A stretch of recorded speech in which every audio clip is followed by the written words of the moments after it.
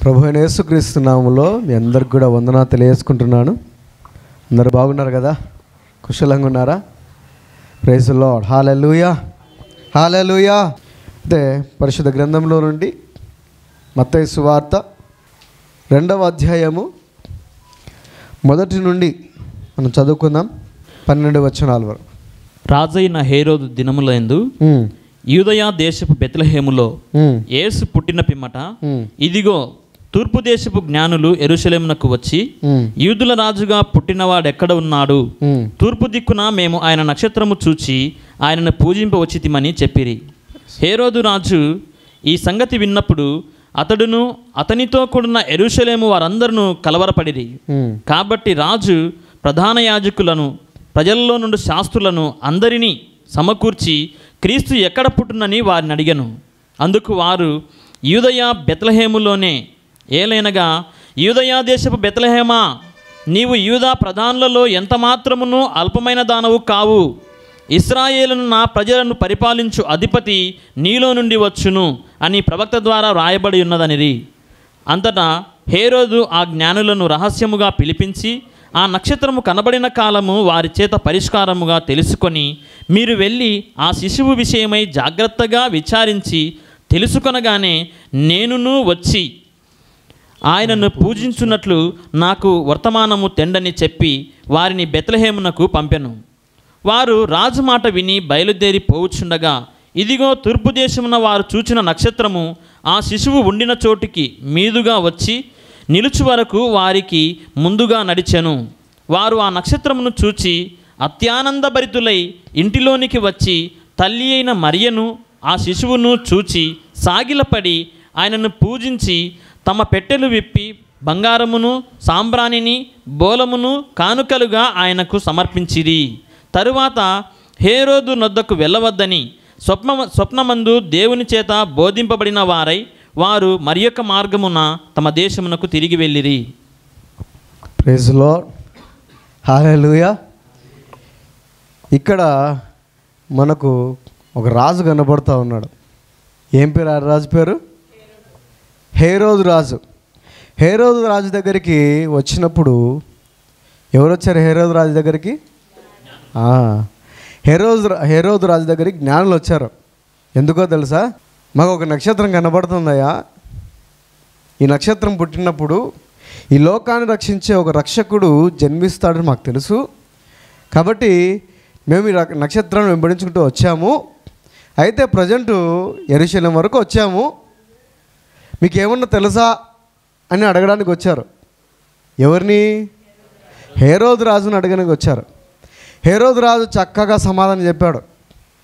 సరే అని చెప్పేసి వీళ్ళను వాళ్ళ దగ్గర వాళ్ళ దగ్గర ఒక సెక్యూరిటీ గార్డ్ని పంపించేసి, చూడుకోండి, ఒకవేళ మీరు తెలియజేస్తే ఆ ప్రాంతానికి నేను కూడా వస్తాను, నేను కూడా వచ్చి నమస్కారం చేస్తాను ఆయనకు అని అంటాడు. ఇంతవరకు బాగానే ఉంది కదా కదా కానీ ఇక్కడ రాజుకు ఒక జెలస్ ఫీల్ అవుతూ ఉన్నాడు, కొంచెం ఈర్ష్య ఫీల్ అవుతూ ఉన్నాడు. ఎందుకంటే అప్పటికే హేరోదు ఒక రాజు, మామూలు రాజు కాదు, రికమెండేషన్తో వచ్చిన రాజున. రోమియోల రికమెండేషన్తో పరిపాలిస్తున్నాడు ఈ రాజు. హేరోదు ఏషావు ఉన్నాడు కదా, ఏషావు వంశావళి. హేరోదుని ఏమంటారు? ఎదోమీయులు అంటారు. ఎదోమీయుల నుండి వచ్చాడు. అయితే వీళ్ళు ఎవరంటే యూదులు కాదు, కానీ యూదా రాజ్యానికి ఈ రాజ్యానికి పక్కనే ఉంటారు. వాస్తవానికి వీరిద్దరు ఎవరు? బ్రదర్హుడ్స్, అన్నదమ్ములు అవుతారు. కానీ అలా ట్రీట్ చేయరు. ఇప్పుడు ఎలాగైతే ముస్లింలు ఇక్కడ క్రైస్తవులు ఎలాగైతే ఉన్నారో అదే రీతిగా ఇక్కడ కూడా బైబిల్లో ఇక్కడ మనం చూసినట్లయితే, అంటే బ్రదర్హుడ్, సహోదరత్వము యాక్చువల్గా ఉండాలా, కానీ లేదు. వాళ్ళు ఏంటంటే ఈ హేరోదు అనే వ్యక్తి యొక్క వారి తల్లిదండ్రులు ఏం చేశారంటే వారు యూదా సాంప్రదాయాలను నమ్మడం ప్రారంభించారు. వారు యూదులుగా మారిపోయారు. అప్పటి నుండి ఈయన కూడా యూదుల సాంప్రదాయ ప్రకారంగా వెళ్తున్నాడు, జీవిస్తూ ఉన్నాడు. అది హేరోదు యొక్క బ్యాక్గ్రౌండ్. హేరోదు యొక్క బ్యాక్గ్రౌండ్ ఇది. కానీ ఇతనికి ఒకవేళ సామర్థ్యం ఉంటే ఇతనే రాజు కావచ్చు. కానీ ఇక్కడ రోమియోల సపోర్ట్ తీసుకొని ఈయన రాజుగా అయ్యాడు. ఆయన ఉండడం కూడా ఎక్కడ ఉన్నాడు? యెరూషలేములో ఉన్నాడు. అర్థమైందా ఇప్పుడు?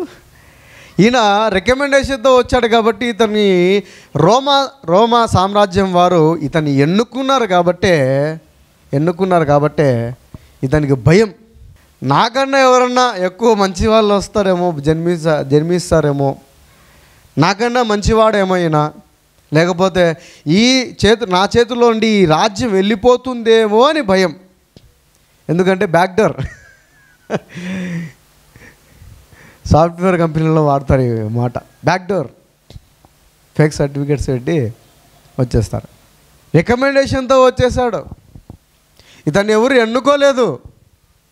ప్రజలు ఎన్నుకోలేదు. మాకు ఇతను రాజుగా ఉండాలి, ఇతను మాకు నాయకుడిగా ఉండాలి, లేకపోతే మమ్మల్ని పరిపాలించే ఈయన మాత్రమే ఉండాలి అని ఎన్నుకోలేదు.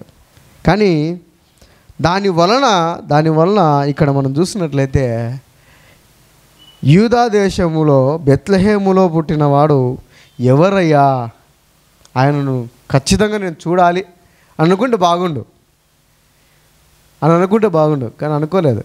కానీ ఇక్కడ చూస్తే ఆయన మాటల్లో నేను కూడా వచ్చి నమస్కరించినట్లుగా మాకు సమాచారం తెలియజేయని చెప్పినాడు. ఎందుకు చెప్పాడంటే ఒక ఆర్డర్ జీవో జారీ చేశాడు.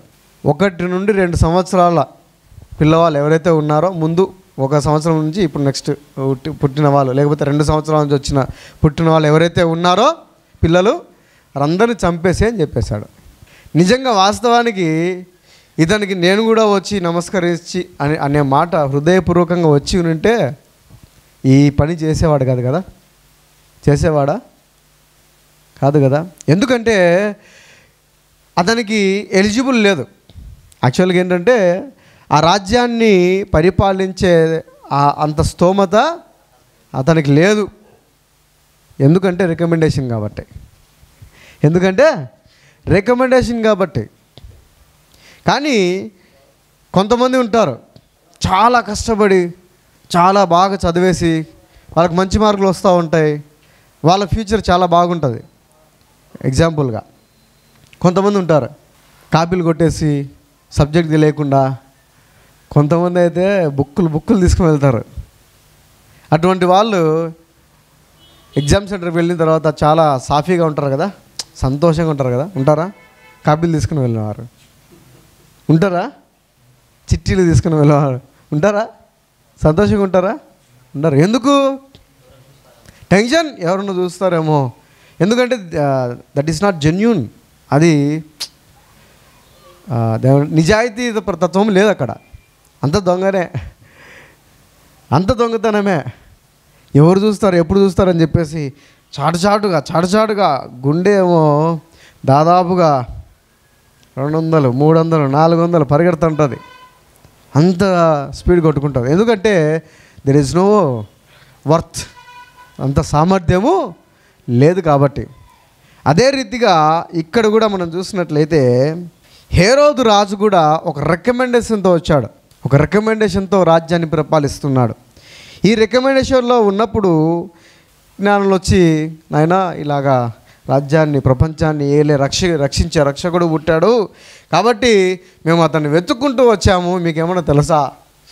ఎందుకంటే మీ ప్రాంతమే కదా, యెరూషలేం ప్రాంతంలోనే కదా, బెత్లెహేం అనే ప్రాంతం ఊరిలో జన్మిస్తాడని రాసి ఉన్నాడు కదా అని చెప్తే ఈయనకు తెలియదు ఆ విషయం. మళ్ళీ పిలిపిస్తే వాళ్ళ మంత్రులను వాళ్ళు పిలిపిస్తే వాళ్ళు చెప్పారు అక్కడ ఏమని, యూదా దేశపు బెత్లెహేమా అని మొదలుపెట్టి, ఇది పరిస్థితి, గ్రంథాలు ఇలా చెప్తూ ఉన్నాయి అని చెప్పిన వెంటనే ఈయనకు రియలైజ్ అయిపోయినాడు అప్పుడు. ఎందుకంటే అతనికి యూదా సాంప్రదాయాల ప్రకారంగా జీవిస్తున్నాడే తప్ప ఆ యూదాలో ఏం జరుగుతుంది ఫ్యూచర్ అని తెలియదు. యూదా దేశాన్ని అక్కడ యూదులందరినీ పరిపాలిస్తున్నాడే తప్ప ఆ ప్రాంతంలో ఏం జరుగుతుంది తెలియదు. కాబట్టే అతను రాజుగా ఉన్నాడే తప్ప, ఓకే హోదాకు మాత్రమే రాజుగా ఉన్నాడు తప్ప నిజంగా రాజుగా అతను బిహేవ్ చేయలేదు. అది ఒక పార్ట్ అయితే, ఇంకొక పార్ట్ ఉంది. నాణానికి రెండు వైపులు ఉంటాయి కదా. అయితే ఇతను ఒక మంచి ఆర్కిటెక్చర్, మంచి బిల్డింగ్ చేస్తాడు, బిల్డింగ్ వర్క్ చేస్తాడు. అతను కట్టిన బిల్డింగ్స్ ఇప్పటికీ ఉన్నాయి. చాలా మంచిగా పట్టణాన్ని తీర్చిదిద్దాడు. ప్రపంచంలో ఇప్పుడు వెళ్తే అందరు కూడా వెళ్తే ఆశ్చర్యపోతారు, అంత సుందరంగా కట్టాడు. ఏంటి బిల్డింగ్స్ మాత్రమే, రాజ్యాన్ని కాదు. అయితే ఇక్కడ మనం చూసినట్లయితే ఇతను ఎందుకు ఇంతగా భయపడుతున్నాడు అంటే కారణం ఒకటి, జ్ఞానులు చెప్పిన మాటను బట్టి. ఏమని చెప్పారు చూడండి అక్కడ, చదవండి 2వ వచనం. యూదుల రాజుగా పుట్టినవాడు ఎక్కడ ఉన్నాడు? చాలు, యూదుల రాజుగా పుట్టినవాడు ఎక్కడున్నాడు అని అడిగిన వెంటనే నాకు ఏందిరా, నేను కాదు రాజుని అనిపించిండొచ్చు నాకు తెలిసి. భయపడి ఉంటాడు కదా, రాజును పట్టుకుని మళ్ళీ యూదా రాజు మళ్ళీ పట్టుకుపోయింది. ఇప్పుడు ఆల్రెడీ నీ వాస్తవానికి ఏంటంటే అతని డెత్ స్టేజ్ అది. యేసుక్రీస్తు పుట్టిన 1 year ఆఫ్టర్ తర్వాత ఆయన చనిపోయాడు హేరోదు రాజు. దాదాపు 40 సంవత్సరాలు పైనే రాజ్యాన్ని పరిపాలించాడు.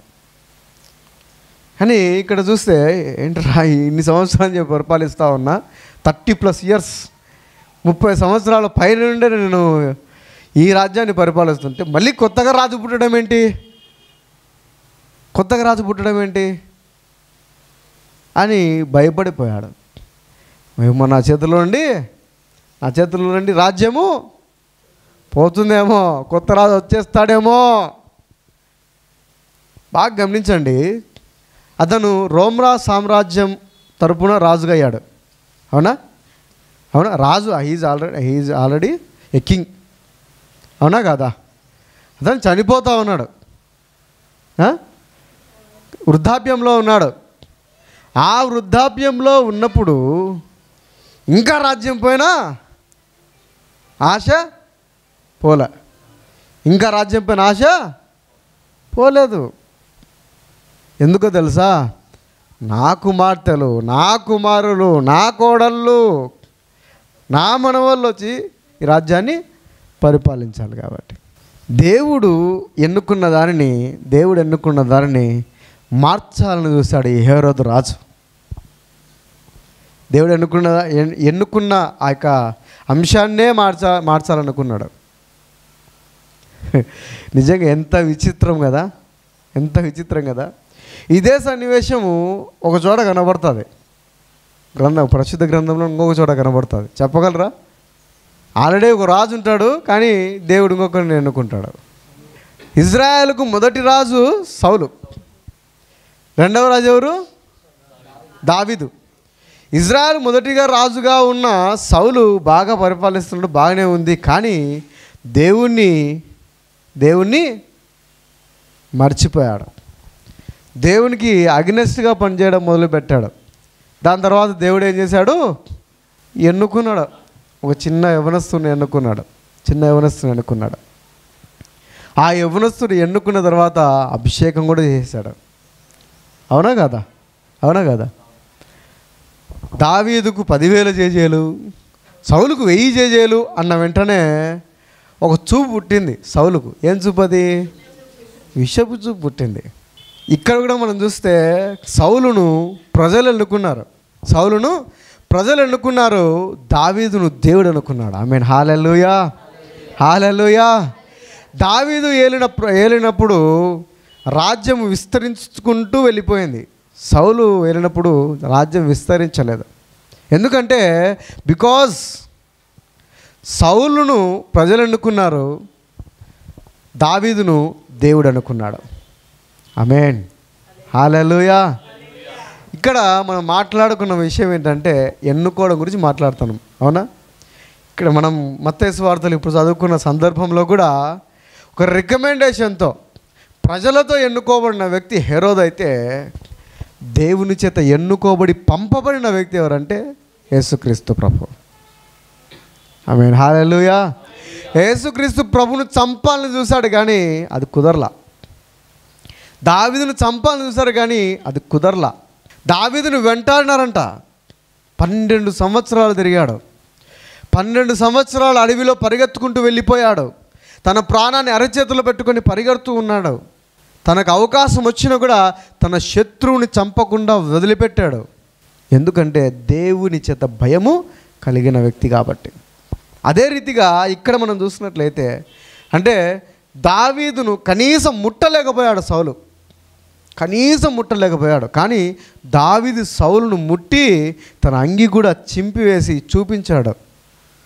ఇదిగో అయ్యగారండి, ఇదిగోండి మీ యొక్క మీ యొక్క వస్త్రం యొక్క ఆనవాలు నేను చింపేశాను. అదే టైంలో మిమ్మల్ని చంపడము చాలా తేలిక. తెలియకుండా, మనిషికి తెలియకుండా వస్త్రం చింపడము తేలికనా? తెలిసి మనిషిని చంపేయడం తేలికనా? అంటే ఒంటిపైన ఉంది వస్త్రం, తెలియకుండా వస్త్రం చింపడం చాలా కష్టం. ఎంత ఓపిక చింపాలో సౌండ్ రాకుండా కదా. ఇంత ఈజీగా ఉన్నప్పుడు కూడా దావీదు వదిలేశాడు. దేవుని పట్ల భయభక్తులు కలిగి ఉన్నాడు కాబట్టి. శత్రువును ప్రేమించాడు దావీదు, ఎందుకంటే దేవుని ప్రేమిస్తున్నాడు కాబట్టి. అర్థమవుతుందా? దేవుణ్ణి ఎవరైతే ప్రేమిస్తారో వారి శత్రువును కూడా ప్రేమించగలుగుతారు. యేసుక్రీస్తు ప్రభు పుట్టినప్పుడు హేరోదు రాజు చంపాలని చూశాడు.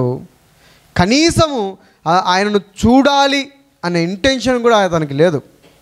కాబట్టే సింహాసనం పైన కూర్చొని ఏమంటున్నాడు, 2 ఏళ్ళ లోపు ఎవరైతే పిల్లలు పుట్టారో అందరినీ ఏం చేయాలా? చంపేసేయండి. కానీ అది అయిందా? కాలేదు. దేవుడు ఎవరినైతే ఎన్నుకుంటాడో వారి ద్వారా ఆయన పని జరిగించేంత వరకు ఆయన ఖచ్చితంగా కాచి కాపాడుతాడు. ఆమేన్, హల్లెలూయా. అంటే జరిగించిన తర్వాత వదిలేస్తాడా అని డౌట్ రావచ్చు. కానీ ఆ పని జరిగించేంత సమయంలో మన జీవితకాలం అయిపోతుంది. దేవునిలో ఉన్నంత వరకు, దేవునిలో లేకపోయినప్పటికీ ఆయన కాపాడుతూనే ఉంటాడు. ఎందుకంటే ఆయన ఎన్నుకున్నాడు కాబట్టి, ఆయన ఒక ప్రత్యేకమైన ఉద్దేశం కలిగి ఉన్నాడు కాబట్టి, ఆయన ఒక ప్రత్యేకంగా మనల్ని వాడుకోవాలని ఇష్టపడుతున్నాడు కాబట్టి ఆయన మన పైన ఈగ కూడా వాలనియాడు. అందుకని వాక్యం సెలవిస్తుంది, నిన్ను ముట్టినవాడు నా కనుగుడ్డును ముట్టినట్టే. ప్రైజ్ ది లార్డ్, హల్లెలూయా. ఒకసారి గమనించండి, మనం ఒకవేళ రోడ్డు పైన వెళ్తున్నాం అనుకోండి, దుమ్ము అకస్మాత్తుగా వచ్చేసింది, ఏమవుతాయి మన కళ్ళు? ఆటోమేటిక్గా మూసేసుకుంటాయి. దుమ్ము లోపల పోతుందా? పోదు. అంటే ఫ్రాక్షన్ ఆఫ్ సెకండ్స్లో దుమ్ము వచ్చి కంట్లో పడే అవకాశం కూడా ఉంది. అవునా? ఆ టైంలో కూడా కన్నురెప్ప ఏం చేస్తుంది? మూసుకొని పోతుంది, దాన్ని ముట్టకుండా, అంటకుండా. అవునా? అదే రీతిగా దేవుణ్ణి, అంటే మనల్ని ముడితే దేవుని కనుగుడ్డును ముట్టట్టే కదా. అంటే ఒకసారి ఆలోచన చేసుకోండి, ఎన్ని ఫ్రాక్షన్ ఆఫ్ సెకండ్స్లో మన దేవుడు కాపాడుతున్నాడు. ఎంత గొప్పవాడు కదా మన దేవుడు. కొంతమంది అంటుంటారు, అంతేనండి, కనురెప్ప పాటలో యాక్సిడెంట్ మిస్ అయిపోయింది, కనురెప్ప పాటలో ఆ వెహికల్ వచ్చి మమ్మల్ని తగలేదండి, కానీ తగలలేదు, దేవుడు కాపాడాడు. ఎన్ని సందర్భాలు జరిగి ఉంటుంది, ఇట్లా ఎన్ని సందర్భాలు జరిగి ఉంటుంది కదా. అంటే ఎందుకు ఈ మాట చెప్తున్నానంటే, దేవుని ఉద్దేశం ఏంటి, అసలు దేవుని చిత్తంలో ఉన్న వారి యొక్క జీవిత విధానం ఎలాగుంటుంది. దావీదు ప్రభంజనం సృష్టించాడు. దావీదు రాజు అయిన తర్వాత రాజ్యాలను మొత్తం అన్నిటి మీద, రాజ్యాల మీద దండెత్తి వచ్చేసి మొత్తం అన్ని రాజ్యాలను ఒకటి చేసేసి చుట్టుపక్కల ప్రహరీ గోడ కట్టేసి మంచిగా దాన్ని తీర్చిదిద్దాడు. ఇప్పటికి కూడా దావీదు మహారాజు అని అంటారు. దాదాపుగా 70 పైన కీర్తనలు రాశాడు. ఇప్పటికి మనం చెప్పుకుంటూ ఉన్నాం, ఇప్పటికి చెప్పుకుంటున్నాం. ఎందుకంటే because of his chosen by God. ఆమేన్. హల్లెలూయా, హల్లెలూయా. అతను దేవుని చేత ఎన్నుకోబడ్డాడు కాబట్టి ఇప్పటివరకు మనం చెప్పుకుంటూ ఉన్నాం. అదే రీతిగా పరిశుద్ధ గ్రంథంలో ఉన్న ఎంతోమంది ఉన్నారు, చాలామంది ఉన్నారు. వారందరి గురించి మనం చెప్పుకుంటున్నాము. వారు ఇన్ని కష్టాల గుండా వెళ్తున్నారు, ఇంత ప్రార్థన చేశారు, వారు ఇలాగ నడుచుకున్నారు, దేవునితో మాట్లాడుతున్నారు, వారి ద్వారా అద్భుతాలు జరిగాయి అని మనం చెప్పుకుంటున్నామంటే దానికి కారణం ఏంటి? దేవుడు వారిని ఎన్నుకున్నాడు కాబట్టి. I mean hallelujah, hallelujah. There is a purpose. ఒక ఉద్దేశం ఉంది దేవునికి, ఎవరు ఏ పని చేయాలనేది కదా. అదే రీతిగా ఇక్కడ కూడా మనం చూసినట్లయితే దేవాది దేవుడే దిగి వచ్చాడు. దేవుడు ఎన్నుకోబడి ఇక్కడికి వచ్చిన తర్వాత, ఈ భూమిపైకి వచ్చిన తర్వాత ఎంతమంది ఆయన చంపాలని చూసినా కుదరలా.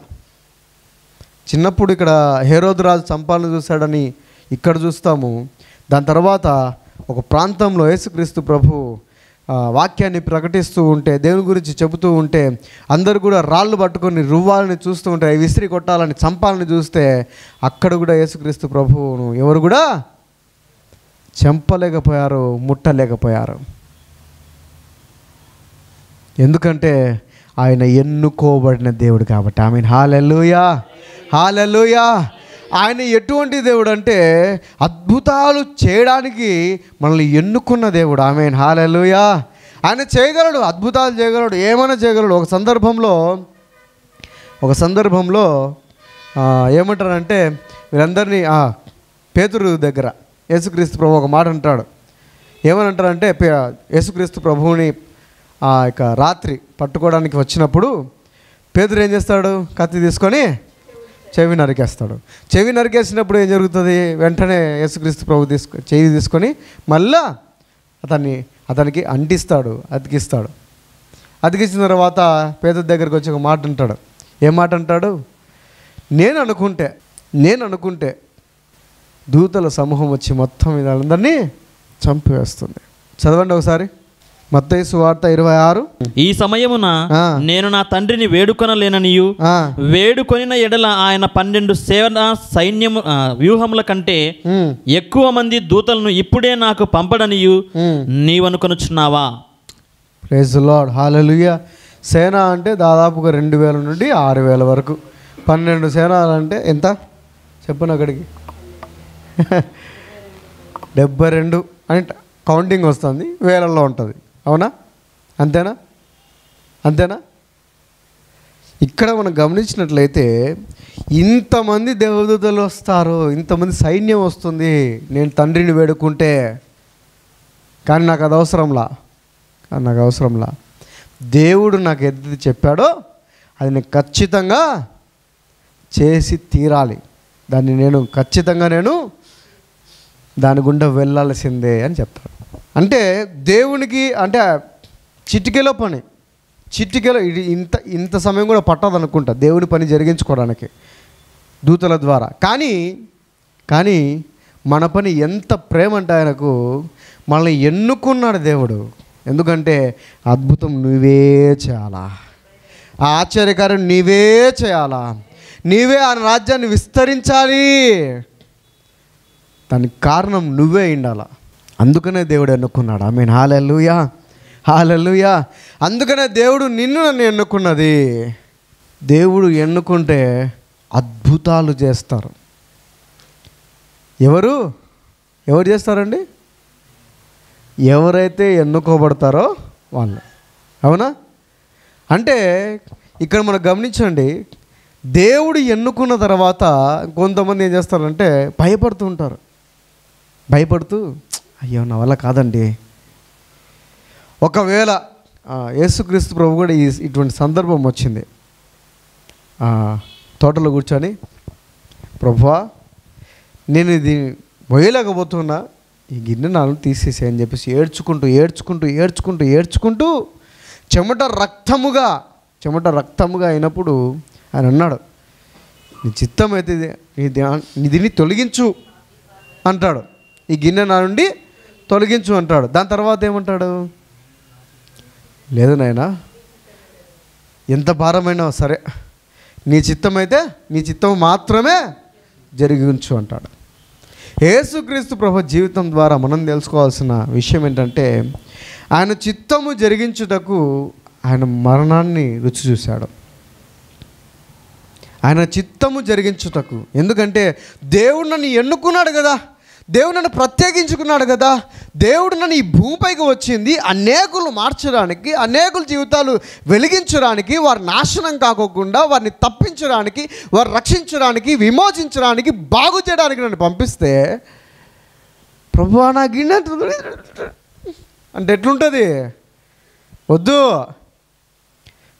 వద్దయ్యా, ఒకవేళ నా శరీరం పని చేయవచ్చు, నా శరీరం ఆశగా కోరినచ్చు, నా శరీరం పైన ఎటువంటి భారం పడకూడదు నేను అనుకోవచ్చు, కానీ నీ చిత్తం మాత్రమే జరగాలి. ఆమేన్. హల్లెలూయా, హల్లెలూయా. ఆయన చిత్తం జరిగించడానికి యేసుక్రీస్తు ప్రభు జన్మించాడు. ఆయన చిత్తం జరిగించడానికి యేసుక్రీస్తు ప్రభు మరణించాడు. ఆయన చిత్తము జరిగించడానికి తిరిగి లేచాడు. ఆమేన్. హల్లెలూయా, హల్లెలూయా. Praise the Lord. ఆయన చిత్తాన్ని జరిగించడమే మన జీవితము. ఆయన ఆలోచన ప్రకారంగా వెళ్ళడమే దేవుడు మన పట్ల కలిగి ఉన్న ఉద్దేశం. ప్రైజ్ ది లార్డ్, హల్లెలూయా.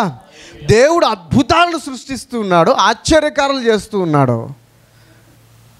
ఆదాము దగ్గర నుండి అపోస్తుల కాలం వరకు జరుగుతూనే ఉన్నాయి అద్భుతాలు. ఎక్కడ ఆగిపోలా. ఇప్పటికీ జరుగుతూ ఉన్నాయి. పరిశుద్ధ గ్రంథంలో ఆదాము దగ్గర నుండి అపోస్తల కార్యం దగ్గర వరకు అయితే ఈ వరల్డ్లో, ఈ లోకంలో ఇప్పటికీ అద్భుతాలు జరుగుతూ ఉన్నాయి. ఇప్పటికీ ఎన్నో సంవత్సరాల నుండి గర్భఫలం లేని వారికి దేవుడు గర్భఫలాన్ని ఇస్తూ ఉన్నాడు. ఎన్నో సంవత్సరాల నుంచి వారి జీవితం బాగులేకపోతే వారిని బాగు చేస్తూ ఉన్నాడు. చీకటిలో ఉన్న జీవితాలను వెలుగుమయంగా చేస్తూ ఉన్నాడు. మార్గం తెలియని వారికి మార్గాన్ని చూపిస్తూ ఉన్నాడు. అనేకులు బానిసత్వంలో, పాప బానిసత్వంలో ఉన్నప్పుడు దేవుడు వారిని అక్కడి నుండి విడిపిస్తూ ఉన్నాడు. ఆ బానిసత్వం నుండి స్వతంత్రులుగా చేస్తూ ఉన్నాడు. ఎన్నో సంవత్సరాల నుండి వారు పాపంలో కూరుకొని పోయినప్పుడు వారు ఆ పాపం నుండి విడుదల కలిగేస్తున్నాడు. విజయం లేని జీవితాలను విజయాన్ని కలిగిస్తూ ఉన్నాడు. కృంగిపోయిన జీవితాలను లేవనెత్తుతున్నాడు. దుఃఖిస్తున్న జీవితాలను ఉల్లాస వస్త్రాలు ధరింపజేస్తున్నాడు. ఇన్ని చేస్తున్న దేవుడు ఇన్ని ఎందుకు చేస్తున్నాడంటే, ఎందుకయ్యా నా జీవితంలో ఇంతగా చేస్తున్నావు, ఎందుకయ్యా ఈ లోకాన్ని ఇంతగా ప్రేమిస్తున్నావు అంటే, బికాజ్ ఐఎమ్ చూజన్. నేను ఎన్నుకున్నాను. నువ్వు ఇలాగ ఉండాలని నేను ఎన్నుకున్నానయ్యా, కానీ నువ్వు నా మాట వినట్లేదు. నువ్వు ఇలాగ ప్రవర్తించాలని నేను ఎన్నుకున్నానయ్యా, కానీ నువ్వు నా మాట వినట్లేదు. నువ్వు ఇంతసేపు నాతో గడుపుతావని నాకు ఆశగా ఉంది, అందుకని నేను ఎన్నుకున్నాను అంటే అది నీలో కనపడలేదు. ఎందుకు మనల్ని విడిచిపెట్టకుండా ఆయన అంటిపెట్టుకొని ఉన్నాడంటే because of his love. Eternal love, అది శాశ్వతమైన ప్రేమ. అది అటువంటి ప్రేమ కలిగి ఉన్నాడు కాబట్టి ఈ ప్రపంచాన్ని ఇంకా నాశనం చేయకుండా అలాగే ఉంచాడు. ఆమేన్. హల్లెలూయా, హల్లెలూయా. ఆయన ఒకవేళ పేతురు ఆవేశపడి చెవి నరికినట్లు ఒక ఆయన అడుగుతున్నాడంట. ఏమని అడుగుతున్నాడంటే, ఈ ప్రపంచంలో ఇంత పాపం ఉంది, ఈ ప్రపంచాన్ని నువ్వు ఇంతగా ప్రేమిస్తున్నావు కదా, ఇంత పాపం ఉంది, నువ్వు మార్చచ్చు కదా, వీరందరినీ పాపం చేసేవాడిని చంపచ్చు కదా అంటే, అలాగైతే ఫస్ట్ నిన్ను చంపేవాడిని అంటారా? ప్రైజ్ ది లార్డ్, హల్లెలూయా. అలాగైతే ఫస్ట్ ఎవరు చనిపోవాలా? ఎవరైతే అడుగుతున్నారో ఈ ప్రపంచాన్ని నాశనం చేసేసి అని చెప్పేసి వారే నాశనం అయిపోవాలా. అంతే కదా. ఇంకొక సందర్భంలో యేసుక్రీస్తు ప్రభు ఒక ప్రాంతంలో గెరాసీను అనే ప్రాంతంలోకి వెళ్ళినప్పుడు, అంతే ఆ సముద్రం ఒడ్డున ఉంటాడు, లోపలికి వెళ్తూ ఉంటే ఒక ఆయన ఎదురొస్తే అతని జీవితాన్ని మార్చేస్తాడు దేవుడు. ఎవరైనా సేనాదయం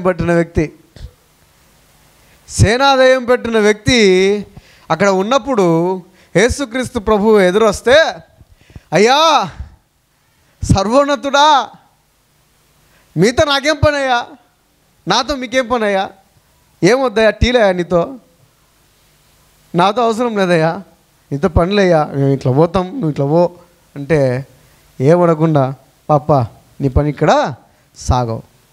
ఎన్ని సంవత్సరాల నుండి ఆయన బాధపడుతున్నాడు, ఎన్ని సంవత్సరాల నుండి తను తాను హింసించుకుంటూ రాళ్లతో కొట్టుకుంటూ, వాక్యం సెలవిస్తుంది అతని తాళ్లతో బంధించినా కూడా అతను తెంపుకొని వెళ్ళిపోయాడంట. చివరికి ఇనుప సంఖ్యలతో అతన్ని బంధించిన అతను ఆ బంధకాల నుండి వెళ్ళిపోతున్నాడంట. అలాగే ఉన్నాయి బంధకాలన్నీ. చైన్లతో కట్టేసినా కూడా కుదరలా, తెంపుకొని వెళ్తున్నాడు. అంత బలం కలిగి ఉన్నాడు. అతను కాదు, అతనిలో ఉన్న సాతాను క్రియ, అతనిలో ఉన్న దయ్యాలు. అంత దుర్భరమైన పరిస్థితుల్లో ఆ శవాల మధ్య ఏరుకుంటూ తింటూ స్నానము లేక అన్నము లేక ఆ యొక్క ప్రాంతంలో తిరుగుతూ తను తాను రాళ్లతో కొట్టుకుంటూ రక్తం కారుతూ ఉంటే, చీము పడుతూ ఉంటే ఆ నొప్పిని భరిస్తూ అన్ని సంవత్సరాల పాటు అతను అక్కడ ఉంటే యేసుక్రీస్తు ప్రభు చిటికలో అతని జీవితాన్ని బాగు చేసేస్తే ఏమంటారు ఆ ప్రాంతం వాళ్ళు?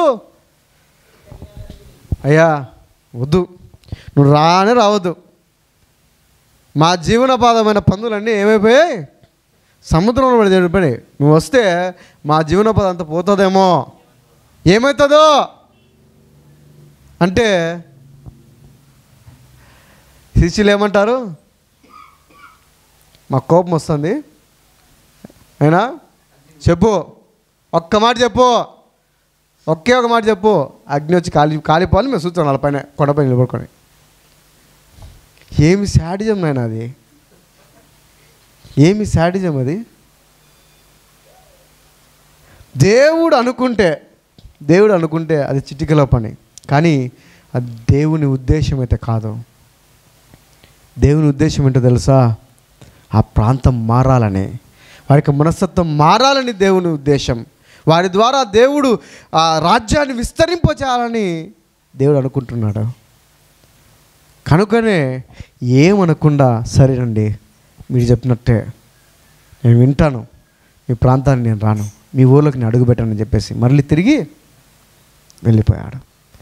దేవుడు అనుకుంటే మన జీవితాలు నాశనం అవ్వడానికి ఎంతసేపు అండి కదా.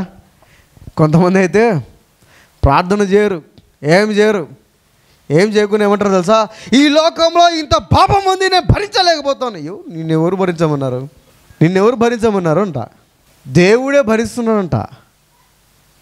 చూసి చూడనట్టు ఏదో అంటే చూసి చూడనట్టు వెళ్ళడంలో మళ్ళీ అన్న వారి కోసం ప్రార్థన చేస్తున్నాడు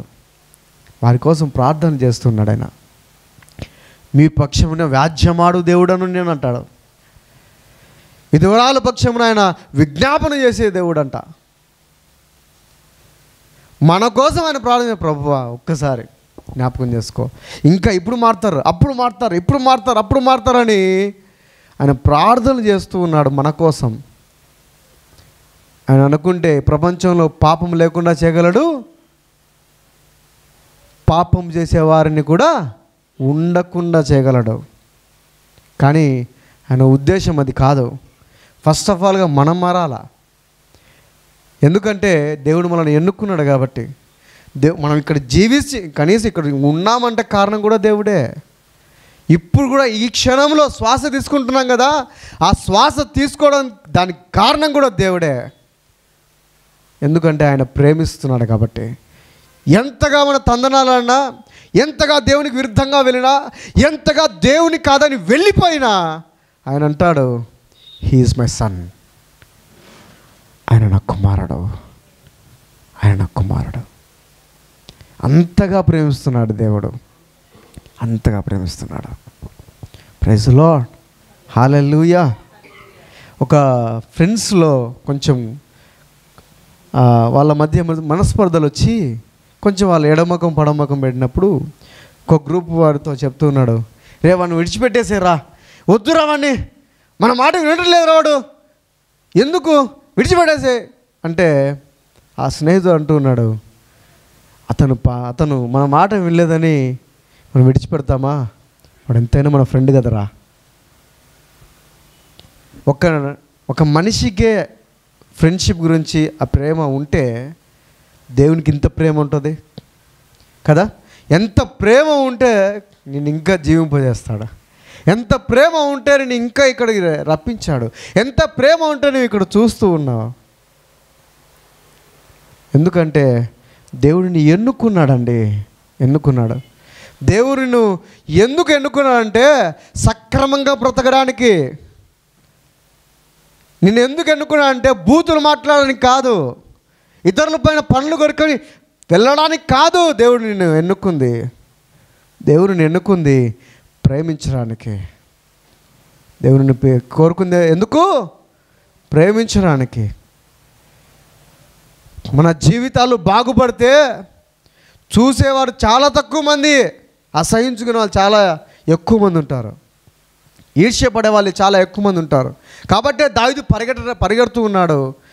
దావీదు చేసిన మేలును కూడా మర్చిపోయి జీపు అనే ప్రాంతం వారు దావీదు ఆచూకీ చెప్తారు. ఎందుకంటే ఆ జీపు అనే ప్రాంతాన్ని దావీదు శత్రువుల చేతుల్లో నుండి విడిపిస్తాడు. కానీ దానికి కూడా వాళ్ళు రుణస్తులుగా ఉండకుండా అతని గురించి చెప్పేస్తారు. 2 సార్లు విడిపిస్తాడు, ఒకసారి కాదు. ఆయన ఎదుగుతూ ఉంటే, దేవుని అభిషేకం ఉంటే, దేవుడు మిమ్మల్ని ఎన్నుకుంటే ఇలాగ జరుగుతుంది. మనల్ని ఎంత ప్రయత్నాలు చేసినా, ఎంతగా చేసినా దేవుడు మాత్రం కాపాడుతుంటే ఉంటాడు అనే దానికి నేను ఎగ్జాంపుల్ చెప్తున్నా. కనుగుడ్డును ముట్టినట్టే అంటే ఆయన ఎప్పుడు కనుగుడ్డు ముడుతుంది? ఎవరు ముడతారు చెప్పండి? దుమ్మే మన కళ్ళలో పడదే, అటువంటిది దేవుని కనుగుడ్డు ఎవరన్నా ముట్టగలరా? దేవుని కనుగుడ్డునైనా నిన్ను ముట్టగలరా? ముట్టలేరు. కానీ మనం ఏం చేస్తూ ఉంటాం? అంత అపురూపంగా దేవుడు మనల్ని చూసుకుంటూ ఉంటే మనం మాత్రం మన ఇష్టానుసారంగా బ్రతుకుతూ ఉన్నాం. దేవుణ్ణి నిజంగా ఆరాధించట్లేదు, దేవుని నిజంగా ప్రేమించట్లేదు, దేవుని నిజంగా వెంబడించట్లేదు. మన యొక్క శరీరపు ఆలోచనలే, మన ఆశలే, మన పాపపు జీవితం అలాగే ఉన్నాయి. ఇన్ని సంవత్సరాలు నాకు ఇది ఉంది, నేను కాదు, నా వల్ల కాదు అంటే దేవుడు ఏమనుకుంటాడో పాపం కదా. దేవుని పైన ఆధారపడడం మనం ఇంకా నేర్చుకోవడం లేదు, దేవుని పైన మనం ఆనుకోవడం ఇంకా నేర్చుకోలేదు, దేవుడు మన పట్ల ఏం ఉద్దేశం కలిగి ఉన్నాడో ఇంకా తెలుసుకోలేకపోతూ ఉన్నాం. దేవుడు మన జీవితాల ద్వారా అనేక జీవితాలని ఎలాగ మార్చాలనుకుంటున్నాడో మనం తెలుసుకోవట్లేదు.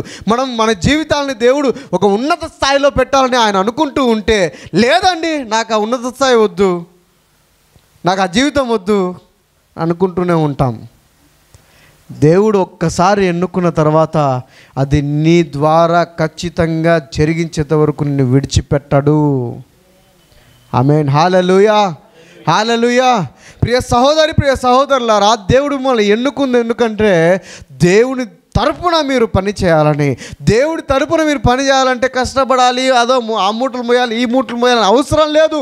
మీరు ఒక్క అడుగు ముందుకు వేయండి చాలు, దేవుడు మిమ్మల్ని నడిపిస్తాడు. ఆమేన్. హల్లెలూయా. ఒక్క అడుగు ముందుకు వేస్తే చాలు, దేవుడు మిమ్మల్ని ఎత్తుకొని తీసుకుని వెళ్తాడండి. మీరు పరిగెట్టాల్సిన అవసరం లేదు, మీరు ప్రయాసపడాల్సిన అవసరం లేదు. ప్రయాసపడేది మీరు కాదు, దేవుని కృప మాత్రమే. ఆమేన్. హల్లెలూయా, హల్లెలూయా. మనం ఏదో ప్రపంచం నాశనం అయిపోతుందని మనం ఏదో అనుకుంటున్నాం తప్ప ప్రపంచం నాశనం కారణము నువ్వే. ఎందుకంటే నీలో మార్పు లేదు. నువ్వు దేవుని నిజంగా దేవుని ద్వారా నువ్వు నడిపించబడట్లేదు, దేవుని నిజంగా నువ్వు హృదయపూర్వకంగా ఆరాధించట్లేదు, దేవుని నిజంగా హృదయపూర్వకంగా నువ్వు వెంబడించట్లేదు. కాబట్టి మన జీవితాలు అలాగే ఉండిపోతూ ఉన్నాయి. మన జీవితాలు అలాగే ఉండిపోతే, మన జీవితం మారకపోతే ప్రపంచం ఎలాగ మారుతుందండి? మారుతుందా? మారదు. దేవుడిని ఎన్నుకుంది నీ జీవితం మారాలి. నీ జీవితం మారిన తర్వాత ఈ ప్రపంచం మారుతుంది. ఐ మీన్ హల్లెలూయా, హల్లెలూయా. నువ్వు ప్రపంచం అంతా మార్చాల్సిన అవసరం లేదు, నిన్ను నువ్వు మార్చుకో. దేవుడు నీ ద్వారా అనేక జీవితాలు మార్చబోతున్నాడు. ఆమేన్. హల్లెలూయా, హల్లెలూయా. మనం ఏదో కృంగిపోవాల్సిన అవసరం లేదు. ఇది అయిపోతుంది, అదే అయిపోతుంది, ఇది జరిగిపోతుంది, అలా జరిగిపోతుంది, వాడు ఇలాగ చేస్తున్నాడు, వీడు ఇలాగ చేస్తున్నాడు, వాడు ఇలాగ మాట్లాడుతున్నాడు, వీడు ఇలాగ చూస్తున్నాడు అని అనవలసిన అవసరం లేదు. ఎందుకంటే యేసుక్రీస్తు ప్రభుకే జరిగిందంట. మనమెంత యేసుక్రీస్తు ప్రభు ఈ లోకానికి వచ్చింది అనేకులను ఎన్నుకోవడానికి. అందులో నీవు ఉన్నావు. నీవు కూడా మారాలి. ఆ మార్పు ద్వారా దేవుడు అద్భుతాలు జరిగించబోతున్నాడు. ఆమేన్. హల్లెలూయా, హల్లెలూయా. నిజంగా దేవుని వెంబడిద్దాం. దేవుడు మనల్ని ఎన్నుకునేందుకు చెప్పండి, ఆయన చిత్తాన్ని నెరవేర్చడానికి. ఆయన చిత్తాన్ని నెరవేర్చితే కిందికి వెళ్ళిపోం, పైకి తీసుకుని వెళ్తాడు దేవుడు. ఆమేన్. హల్లెలూయా, హల్లెలూయా. దావీదు చిన్న రాజ్యానికి రాజుగా ఉన్నాడు. దాని తర్వాత మహా సామ్రాజ్యాన్ని స్థాపించాడు. ఆమేన్. హల్లెలూయా, హల్లెలూయా. యేసుక్రీస్తు ప్రభు చిన్న రాజ్యం, స్వల్ప రాజ్యం, యూదా ప్రాంతంలో, యూదా వారి కుటుంబంలో చిన్న స్వల్ప గ్రామమైన బెత్లెహేములో జన్మించాడు. ఆ బెత్లెహేము అనే గ్రామంలో జన్మించినప్పుడు పెద్దగా సంబరాలు లేవు. కానీ ఇప్పుడు చిన్న గ్రామాల్లో 50 కుటుంబాలు ఉన్న గ్రామాల్లో కూడా సంబరాలు జరుగుతున్నాయి. దానికి కారణం ఏంటంటే దేవుని చిత్తాన్ని జరిగించాడు కాబట్టి. ఐ మీన్ హల్లెలూయా, హల్లెలూయా. ఆ చిన్న గ్రామంలో యేసుక్రీస్తు ప్రభు జన్మించినప్పుడు పెద్దగా ఫేమస్ ఏం లేదు, పెద్దగా ఏమీ లేదు. కానీ ఇప్పుడు మనం చూసినట్లయితే ప్రపంచమంతటా ఆయన పుట్టినరోజు జరిగించుకుంటున్నారు. ఆయన పుట్టినరోజుని సంబరాలు చేసుకుంటూ ఉన్నారు. ఆయన పుట్టినరోజుని ప్రార్థనలు చేస్తున్నారు. ఆయన పుట్టినరోజుని ఆరాధన చేస్తున్నారు. ఆయన పుట్టినరోజుని నృత్యాలు చేస్తున్నారు. ఆయన పుట్టాడని పాటలు పాడుతూ ఉన్నారు, సంతోషిస్తున్నారు, గెంతులు వేస్తున్నారు కదా. ఎందుకంటే యేసుక్రీస్తు ప్రభు దేవుని చిత్తాన్ని జరిగించాడు కాబట్టి. ఆమేన్. హల్లెలూయా. అద్భుతాలు చేశారండి, ఆశ్చర్యకారాలు చేశారండి. కుంటివాడు లేచి నిలబడి పరిగెత్తాడంట, గుడ్డివాడు చూస్తున్నాడంట. కాదు, ఇప్పటికి జరుగుతున్నాయి. ఆమేన్. హల్లెలూయా, హల్లెలూయా, హల్లెలూయా. వారి జీవితాలు చీకట్లో ఉన్నప్పుడు వేసారిపోయినప్పుడు, జీవితం ఎందుకురా అని చనిపోతున్న సమయంలో కూడా దేవుని వాక్యం ఇలాగా లైవ్లలో, టీవీలలో వెళ్తున్నప్పుడు ఈ అనేకులు వారి జీవితాన్ని మార్చేసుకుని, వారి జీవితాలను యేసుక్రీస్తు ప్రభుకు అంకితం చేసుకున్న సందర్భాలు చాలా ఉన్నాయి. యేసుక్రీస్తు ప్రభువును వెంబడిస్తే మన జీవితం కృంగిపోదు, మన జీవితం చిన్నగా అయిపోదు. మన జీవితం ఎలా అవుతుంది? పెరుగుతూ వెళ్ళిపోతుంది. అందుకనే వాక్యం సెలవుస్తుంది, మీరు దీపాలు ఏ దీపాలు తెలుసా? దీపం స్తంభం పైన ఉన్న దీపాలు మీరు. ఆమేన్. హల్లెలూయా, హల్లెలూయా. అనేకులకు వెలిగించే దీపాలు మీరు. ఆ వెలుగు ఆరిపోకుండా ఉండాలంటే ఒత్తి బాగా చూసుకోవాలా. దీపం వెలుగుతూ అలాగ ఉండాలంటే ఏముండాలా? ఒత్తి ఉండాలా, నూనె ఉండాలా. ఒత్తి ఉండి నూనె లేకపోయినా, నూనె ఉండి ఒత్తి లేకపోయినా ఏమవుతుంది? దీపము ఆరిపోతుంది. కాబట్టి మన జీవితాల ద్వారా దేవుడు అనేకులకు వెలిగివ్వాలని ఆశిస్తున్నాడు. ఆ దీపము వెలగకుండా ఆపేవాళ్ళు కూడా చాలామంది ఉన్నారు. కానీ ఆ దీపం ఆరిపోకుండా దేవుడు కాపాడుతున్నాడు. ఆమేన్. హల్లెలూయా, హల్లెలూయా. మనమే నూనెలో మునిగిపోయాం అనుకోండి, వెలుగుతుందా దీపం? బాగా తాగేసి ఈరోజు సరిపోతుందిలే అని చెప్పేసి అనుకున్నాం అనుకోండి, నూనె అయిపోయింది అనుకోండి, వెలుగుతుంటుంది దీపము? వెలగదు. You should store the oil. Store చేసుకోవాలి, మనం ఆయిల్ స్టోర్ చేసుకోవాలా. అర్థమవుతుందా? దేవుని ఎన్నుకుంది నిన్ను హెచ్చించడానికే తప్ప నిన్ను కించపరచడానికి కాదు. నీ జీవితము అనేకులకు మాదిరికరంగా ఉండాలని ఒక హై పొజిషన్లో దేవుని వాక్యం తెలుస్తుంది. ఆయన ఆజ్ఞ ప్రకారంగా నడుచుకునే వ్యక్తులను ఏం చేస్తారంట? శిఖరాగ్రం పైన పెడతాడు. ప్రైజ్లో తలగా ఉంచుతాను కానీ తోకగా ఉంచాలంటాడు దేవుడు అందుకోసం నేను ఎన్నుకున్నాడు. దేవుడు అందుకోసమే నీ జీవితాన్ని కోరుకుంటున్నాడు. ఆమేన్, హల్లెలూయా. నేను ఈ బాధలు గుండా వెళ్తున్నానండి, ఆ బాధను తొలగించడానికి నేను అనుకున్నాడు దేవుడు. ఆమేన్, హల్లెలూయా, హల్లెలూయా. నా పరిస్థితి ఇది అంటే, ఆ పరిస్థితి నువ్వు ఇలాగ వెళ్ళావు కదా, ఆ బాధ ఏంటో నీకు తెలుస్తుంది కాబట్టి, ఆ పరిస్థితిని ఎలాగ మార్చాలో నీకు తెలుసు కాబట్టి దేవుడు అందుకని ఆ పరిస్థితి గుండా ఎంతమంది అయితే వెళ్తున్నారో వారందరి జీవితాలు మార్చడానికి దేవుడిని ఎన్నుకున్నాడు. ఆమేన్, హల్లెలూయా, హల్లెలూయా, ప్రైజ్ ది లార్డ్. కాబట్టి దేవుడిని ఎన్నుకున్నది నీ అధఃపాతాళానికి తొక్కి వేయడానికి కాదు, శిఖరాగ్రం పైన ఉంచడానికి. ఆమేన్, హల్లెలూయా. అందుకనే ఆయన పుట్టాడు ఈ లోకంలోకి, అందుకనే జన్మించాడు ఈ లోకంలో. ఆయన ఎగ్జాంపుల్ కూడా చూపించాడు. ఎన్నిక లేని ఆ గ్రామంలో జన్మించాడంట. ఎన్నిక లేని నీ హృదయంలో జన్మించాడు దేవుడు. ఆమేన్, హల్లెలూయా, హల్లెలూయా. ఆ ఎన్నిక లేని గ్రామంలో జన్మించినప్పుడే ఇంత అద్భుతాలు చేస్తే దేవుని ఎన్నుకున్నాడు. నీ జీవితంలో జన్మిస్తే ఇంకెన్ని అద్భుతాలు చేస్తాడా? ఆమేన్, హల్లెలూయా. కాబట్టి దేవుని ఎన్నుకున్నది ఊరికే ఒట్టి చేతులతో వెళ్ళడానికి కాదు. కొంతమంది అంటున్నారు, నేను జన్మించినప్పుడు నేను ఏం తీసుకొని రాలేదు, మరణించినప్పుడు ఏం తీసుకొని వెళ్ళదు. అది అబద్ధం కావాలి. మన జీవితాల్లో మనం తీసుకొని వెళ్ళాలి, ఆత్మలు తీసుకొని వెళ్ళాలి. అనేక జీవితాలను మేము మార్చాము అని ఆ జీవితాలను తీసుకుని ఆయన ఎదుట పెట్టాలా. ఆమేన్, హల్లెలూయా, హల్లెలూయా. యేసుక్రీస్తును వెతుకుతున్నాడు చాలామంది. నిజమైన దేవుడు ఎక్కడ ఉన్నాడని ఆ చీకట్లో కూర్చొని మన దీపం తీసుకుని వెళ్ళాలి. ఈ దీపాన్ని తీసుకుని వెళ్ళాలా. ఇక్కడ ఉన్నాడయ్యా దేవుడు, నీ జీవితాన్ని మార్చే దేవుడు ఇక్కడ ఉన్నాడయ్యా అని తీసుకొని రావాలి. మనం మార్గాన్ని చూపించే వారిగా, మార్గాన్ని మనం బయలుపరిచే వెలుగుగా ఉండాలి. అందుకని నేను మొట్టమొదటిగా ఒక మాట చెప్పాను. ప్రశస్తమైనది మొదటగా వెళ్ళింది ఏంటి? దీపం. యేసుక్రీస్తు ప్రభు 2 సంవత్సరాల తర్వాత, మేబీ 2 years బ్యాక్, 2 years తర్వాత, ఆఫ్టర్ 2 years జ్ఞానులు వచ్చారేమో. కానీ మొట్టమొదటిగా యేసుక్రీస్తు పుట్టినప్పుడు, ఆ తొట్టిలో పెట్టినప్పుడు ఫస్ట్ ఆఫ్ ఆల్గా తీసుకుని వెళ్ళేది ఏంటి? దీపం. దీపం. ఆ దీపమే లేకపోతే అంత చీకటే మయమే. ఆ దీపము లేకపోతే మార్గము తెలియదు, ఆయన దగ్గరికి ఎలా వెళ్ళాలో తెలియదు. ఆ గొర్రెల కాపర్లు ఏం చేశారు? దీపాన్ని తీసుకుని వెళ్ళారు, మార్గము కనపడడం కోసం.